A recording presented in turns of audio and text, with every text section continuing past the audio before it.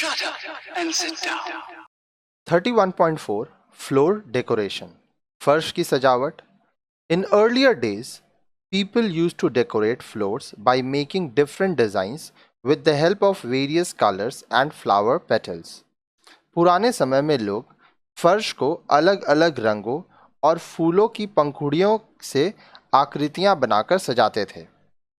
They also used powders like rice or maida. This traditional method of decoration is still prevalent and is known as alpana or rangoli. वे चावल का आटा या मैदे का प्रयोग करते थे. यह परंपरागत सजावट की विधि आज भी प्रचलित है और अल्पना या रंगोली के नाम से जानी जाती है. You must have seen at your home also, women make drawings of animals and other shapes on festive occasions. आपने अपने घरों में भी देखा होगा कि महिलाएं जानवरों या अन्य आकारों का चित्र त्योहारों पर करती हैं. वो रंगोली बनाती हैं. Rangolis are generally made on the doorsteps, courtyard or veranda of the house. Rangoli आमतौर पर दरवाजे की दहलीज पर, आंगन में या घर के बरामदे में की जाती है. You can also design a rangoli pattern and draw it on the floor with the help of a chalk. अब देखिए, आप भी एक रंगोली के नमूने का डिजाइन बनाकर खड़िया की सहायता से फर्श पर उसका चित्रण कर सकते हैं. Then you can fill it up with petals, dry powders, colors, etc. इसकी भराई आप फूलों की पंखुड़ियों से या सूखे रंगों के पाउडर से कर सकते हैं.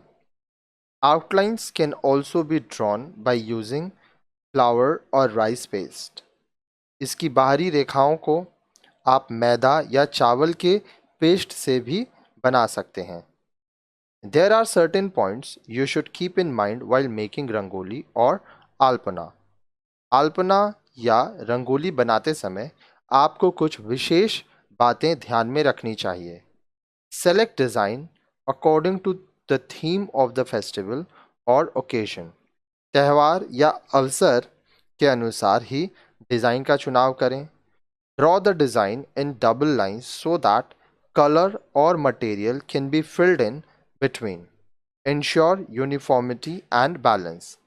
डिज़ाइन की रेखाएं दोहरी खींचे ताकि रेखाओं के बीच में रंग भरा जा सके. डिज़ाइन के संतुलन और एक रूपता को भी सुनिश्चित करिए. यूनिफॉर्म एक जैसा होना चाहिए. Use contrasting colours next to each other.